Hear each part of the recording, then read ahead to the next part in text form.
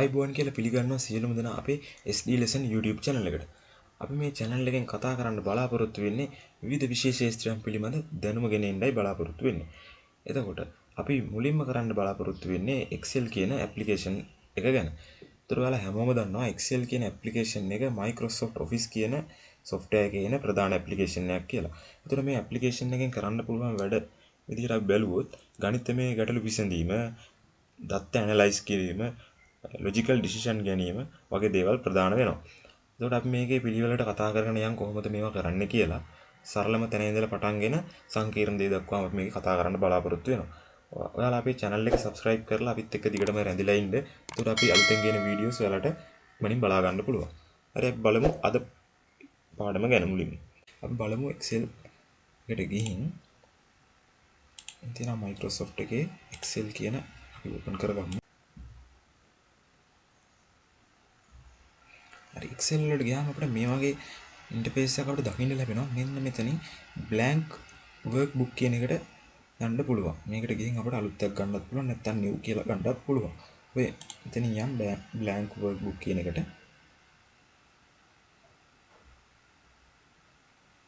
මේකේ වැඩ අපිට කරන්න වෙන්නේ මේක workbook එකක් විදිහට තමයි හඳුන්වලා තියෙන්නේ. මේ workbook එකක් විදිහට.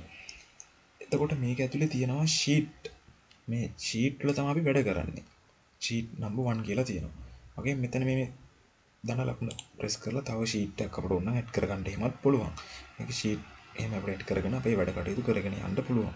එතකොට මුලින්ම සරලවම මූලික විදිහටම අපි අද කතා කරන්න බලාපොරොත්තු වෙන්නේ මේ කියලා දෙනවා මේකේ කොහොමද මේ Excel ඇතුලේ අපි මොනවද අපි දැනගෙන ඉන්න ඕන දේවල් කියලා.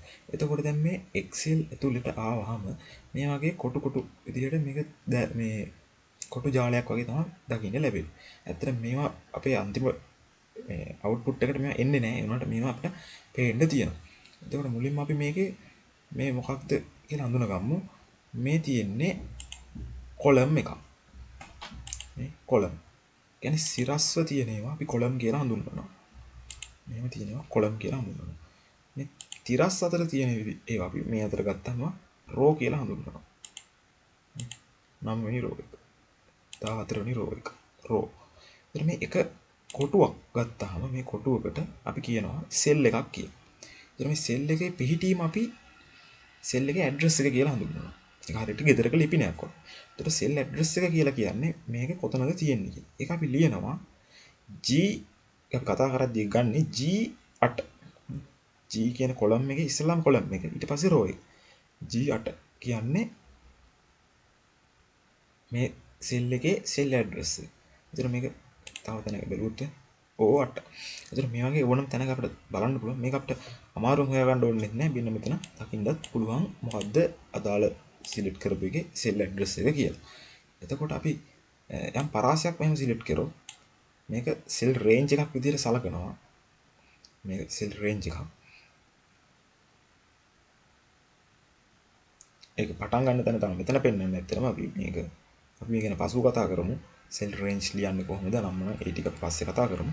එතකොට මේවට අපිට දත්ත ඇතුළත් කරන්න පුළුවන්. අපි නිකන් සරලව ගත්තොත් මම මේ හරියෙන් දාන්නම්. කැමති තැනකට දත්ත අපිට ඇතුළත් කරන්න පුළුවන්. මේකට දාමු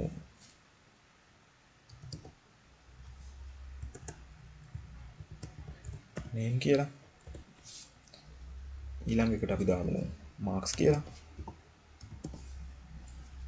හරි දැන් අපිට මේකේ name කියට තියෙන නම් ටික දාන්න යන්න පුළුවන්.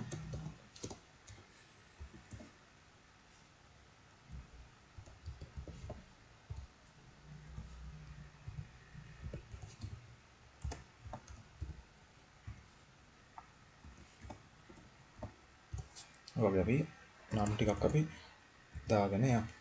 මේ වගේ දාන්න පුළුවන්. ඒකට අදාළ ලකුණු ටිකත් අපිට මේ පැත්තෙන් මොකක් හරි සබ්ජෙක්ට් එකක නම් එයාගේ ඒ විදිහට නිකන් දත් ඇතුළත් කිරීම මම මේ පෙන්නන උදාහරණයක් විදිහට. මෙහෙම දාගෙන යන්න පුළුවන්.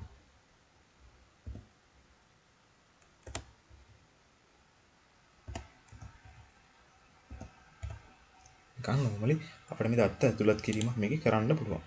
එතකොට මේ වගේ මේ දත්ත ඇතුළත් කරගන්න අපිට මේ දේවල් අපිට මේ අර වර්ඩ් වල වගේම මේ වගේ ෆොන්ට් කියලා ටැග් එකක් දකින්න පුළුවන් මේ වගේ එකක්. මේ එතනින් අපිට මේකට මේව වෙනස් කිරීම කරන්න පුළුවන්. කියන්නේ ෆොන්ට් එක වෙනස් කරන්න ඒ වගේ දේවල් කරන්න පුළුවන්. මම මේ බේසික් දේවල් අද කියලා දෙන්න. එතන මේ වගේ ෆොන්ට් එක වෙනස් කරගන්න පුළුවන්. ඒක ඉටැලික් කරනවා නම් ඉටැලික් බෝල්ඩ් අර ඒවා ඔක්කොම කරන්න පුළුවන්. අපි වර්ඩ් වල එහෙම දන්න දේවල් සියල්ලම. එතකොට තව මේ වගේ මේ කලර්ස් එකතු කරන්න පුළුවන්.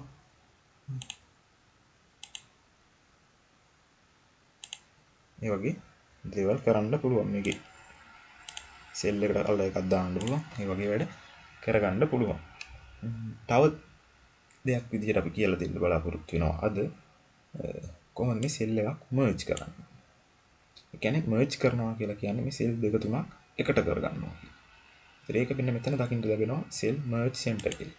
මෙන්න මේකට ගිහින් මර්ජ් across කියන හරහට මර්ජ් සෙල් කියන සෙල් එකක් විතර මේක මර්ජ් සෙල් දෙනවා. එතකොට මේ සෙල් ටික මර්ජ් වෙනවා. දැන් මෙතන තුනක් නෙමෙයි එකක් විදිහට තමයි තියෙන්නේ. අපි දැන් මේකේ මොකක් හරි දැම්මොත් නම ඒක ආය අපිට මෙතන දාන්න බෑ තව පාරක්. මේක එකම සෙල් එකක් වුණා දැන්. ආය ඒක යට තමයි දාන්න වෙන්නේ මොනවා හරි.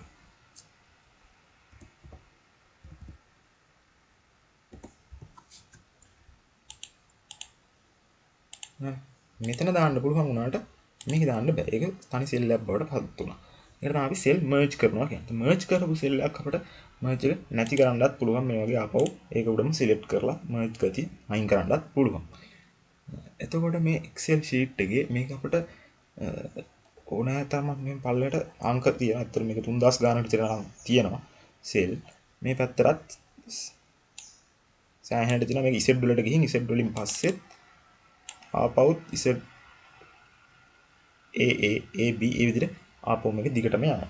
ඒතර මේක දැන් අපි පොඩ්ඩක් බලමු මේ සෙල් sheet එකක් කොහොමද රීනේම් කරන්නේ. ඒ වගේ ටිකක්. මේ sheet number 2 කියලා තියෙනවා. මේක sheet number 1 කියලා තියෙනවා.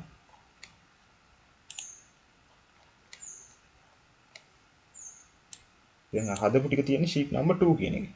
ඒතර අපිට sheet number 2 කියන එක ඕන rename delete insert rename කරන්න පුළුවන් delete කරන්න පුළුවන් move and copy කරන්න පුළුවන් ආපහු තැනකට අපි මේක rename කරලා බලමු.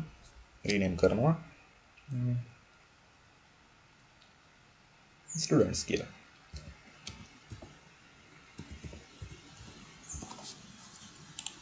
ඒක ඔයාලට කැමති විදිහකට ඕන දෙයකට rename කරගන්න පුළුවන්. ඒතර මේකට කලර් එකක් දාන්න පුළුවන්. tab color කියලා අපිට දැම්මු. හරි. ඒක පෙන්වන විදිහ.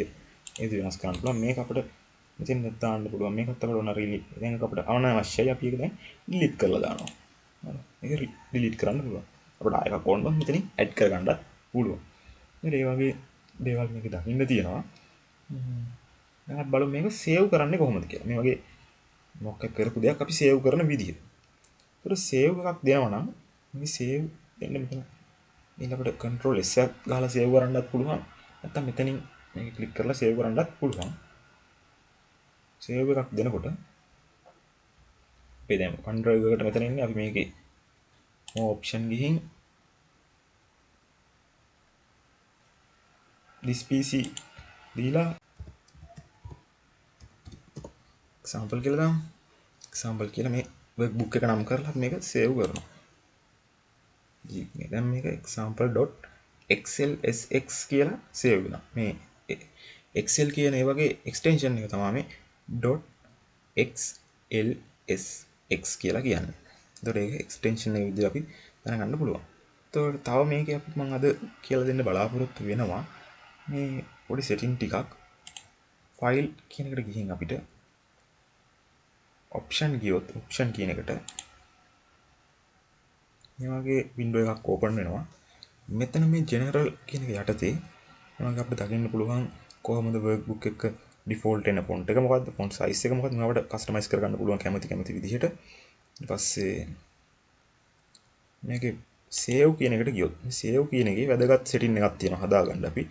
save auto recover information every. මේක තිබ්බ ඇත්තට මෙතන default ඇවිත් වෙන ඔයාලා ගිහින් බලපුවම ඔයාලට දකින්න ලැබෙයි 20 කියලා. මේක අපි 1 කරනවා. එතකොට අපිට 1 මිනිත්තුවකට සැරයක් මේක auto සේව් එකක් තියාගන්නවා. එතකොට මේක ඇත්තටම ගොඩක් වැදගත් වෙන්නේ ලැප් වල වැඩ කරන අයට නෙමෙයි ඩෙස්ක්ටොප් වල වගේ වැඩ කරන අයට. මොකද එයාලගේ විදුලි සංදීමක් හදිස්සිය සිදු වුණොත් එහෙම අපි කර කර හිටපු වැඩේ අපිට නැති වෙනවා. ඒතර මේක මිනිත්තුව ගානේ සේව් වෙලා තියෙනවා නම් අපිට අපි අති හිතලා සේව් කරේ නැතත් අපේ කරපු වැඩේ අපිට ආපහු ගන්න පුළුවන් සේව් වෙලා තියෙනවා එතන. ඒ හින්දා ඒක ගොඩක් වැදගත් සෙටින් එකක් කියලා මම දකිනවා. ඒකත් ඔයාලට හදා ගන්න පුළුවන් මෙතනින් අර ඩිෆෝල්ට් ෆයිල් ලොකේෂන් එක දෙන්න පුළුවන්. ඔයාලට කැමති තැනකට දීලා ඒක වෙනස් කරගන්න පුළුවන්.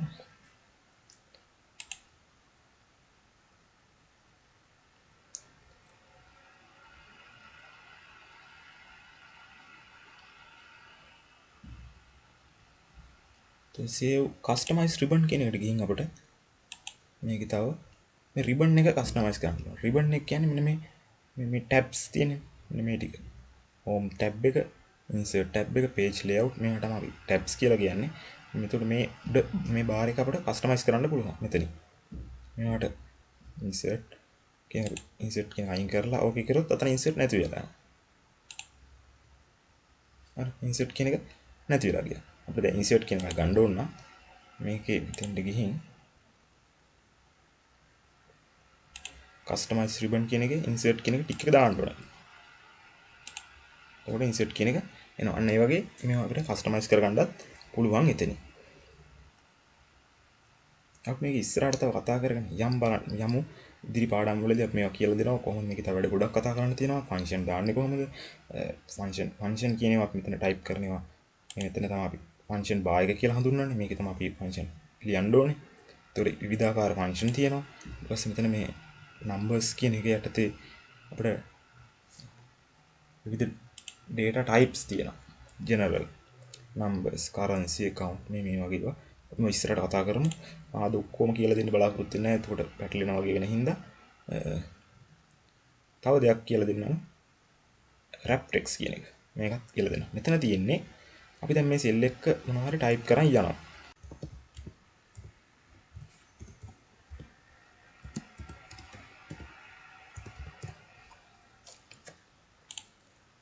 මේක සෙල් දෙක ටයිප් වෙලා තියෙනවා.